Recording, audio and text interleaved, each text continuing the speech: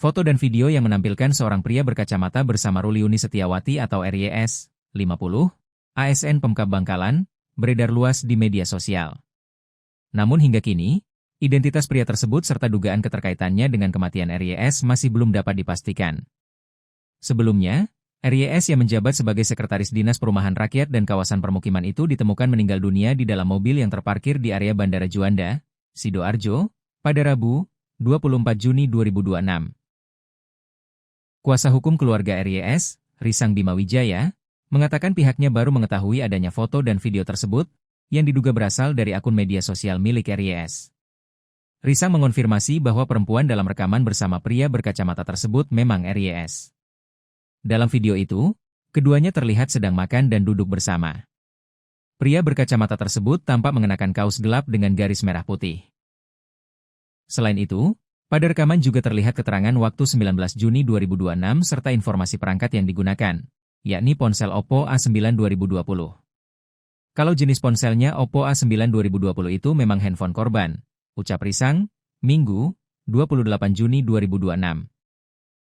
Ia menambahkan, lokasi dalam video tersebut diduga berada di kawasan alun-alun Kota Batu dan direkam sehari sebelum korban dibawa ke Bandara Juanda. Ia itu nyambung, malam Jumat di Pujon, lalu Jumat di alun-alun, malamnya video call di Malang, jelasnya. Diketahui, Ruli almarhumah masih sempat berkomunikasi dengan anggota keluarga melalui sambungan video call dengan adik korban pada Jumat, 20 Juni 2026, malam, dan suami keesokan harinya.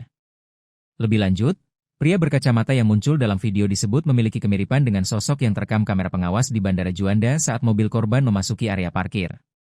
Sosok di situ saya tidak perlu menjelaskan lagi. Silakan dicocokkan sendiri dengan pria misterius yang ambil tiket di bandara. Saya tidak berani menyatakan itu pelaku, ungkapnya. Meski demikian, ia menilai pakaian yang dikenakan pria dalam video bersama RYS serupa dengan yang dipakai pengemudi mobil korban di bandara. Kaosnya cocok, ucapnya. Risang juga menegaskan bahwa keluarga tidak mengenali pria yang ada dalam video tersebut. Tidak kenal, imbuhnya. Ia menambahkan pihaknya tidak ingin berspekulasi dan menyerahkan sepenuhnya proses penyelidikan kepada kepolisian. Biar nanti penyidik yang menyampaikan, imbuhnya. Saat ini, kasus tersebut masih ditangani oleh Polresta Sidoarjo. Risang menyebut penyidik juga tengah menelusuri rekening ban milik korban untuk mendalami kasus ini. Saya yakin sehari dua hari bisa ditangkap, pungkasnya.